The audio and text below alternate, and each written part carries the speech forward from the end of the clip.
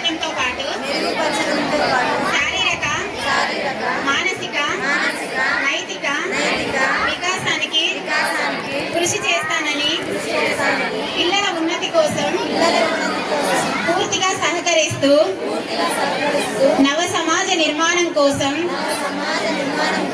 నా వంతు కృషి చేస్తానని మనస్ఫూర్తిగా ప్రతిజ్ఞ చేయుచున్నాను.